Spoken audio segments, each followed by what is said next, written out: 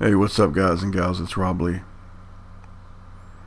I wanted to follow up on the story about San Diego and more of the special treatment that Muslims are receiving in the United States. You know, here in the United States, we have a lot of poverty. Poverty that goes unchecked, unreported. You won't hear about it on the mainstream media. In fact, you won't even hear a lot about it in the alternative media. The alternative media, pardon me, I'm a little tired this morning. The alternative media that many of you by now who follow my channel know that I loathe and think is as corrupt as the mainstream media. There will be pockets of individuals who are willing to tell you the truth, but most of the so-called alternative media are liars, shills, and they work for a certain race of beings on this earth. And they are meant to deceive you, to give you little fragments of truth here and there, take your money, and keep you misled. All across this country, there are people who are going without food, medicine, shelter, clothing, heat. You know, there are some places in the Appalachians, certain Indian reservations, and I call them Indian. If that's offensive to you, I'm sorry. I can go and use every of their nation name if you like. But many of these places, they actually lack stoves, refrigerators, beds, furniture. They don't have running water. They don't have plumbing. I mean, they're still washing and bathing their children in old tubs. They're still using outhouses. So with all this across the United States, why would we choose to single out one people and cater to just them? And why would we choose to take one people and put them at the bottom?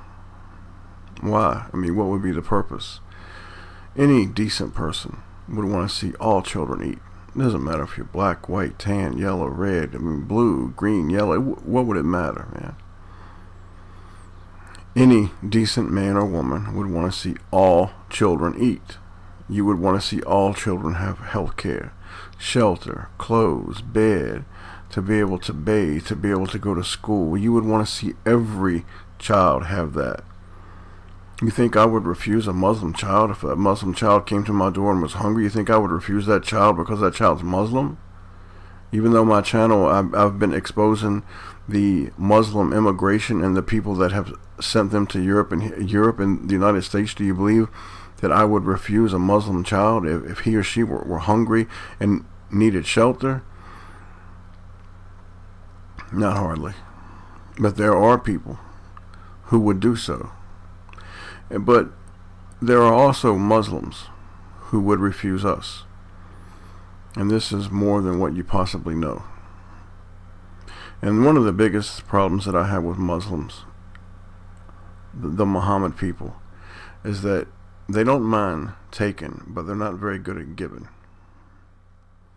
They're not very good at giving at all. East Africans. Their religion requires them to eat halal foods, which are similar to kosher. No pork or pork products like gelatin, and no meat slaughtered outside of the faith's strict guidelines. Muslim members of the community's Food Justice Momentum team told Oliver's chefs they wanted their diet restrictions considered in the San Diego workshops. And they were. The refugee group is hoping to replicate the win at a San Diego Unified School Board meeting this month. It wants the district to offer a halal option in school cafeterias. I want to see change in schools. I want to see my son a different style of food than what I saw. Shukri Abdi graduated from Crawford High School in 2007 and now has a son in the district. She says she wasn't able to eat at school because the foods weren't halal. The hunger affected her studies. Fatima Adam Haji goes to the Kearney High Educational Complex and says packing a lunch is always an option, but a burden for low-income families. Many refugee children, including Haji, receive free and reduced meals at school. I feel like the free reduced lunch is a waste because you're providing me with the resources to get lunch because of my low income, but at the same time you're not providing me with the lunch that I am supposed to be eating. I anticipate that there will be some people who will object to it. Adina Betnitsky is a sociologist at the University of San Diego and studies cultural health disparities. She went to bat for the local Muslim community in 2012 when it called for the YMCA to offer special swim hours for Muslim girls. That sparked a contentious conversation about Sharia law and assimilation. Batnitsky says offering a halal option at schools has nothing to do with political Islam and everything to do with public health. If these children are not given the opportunity to eat foods that are congruent with their religion, then they're either going to not eat, which of course is not conducive to learning, or alternatively they're going to focus on eating only foods that they're familiar with, that follow their dietary restrictions, and that's often junk food, that you can easily read the ingredients and say, okay, this would be all right. But I don't think we want our children just to be eating potato chips all day. San Diego Unified officials would not comment on the halal campaign, but have met with the City Heights group.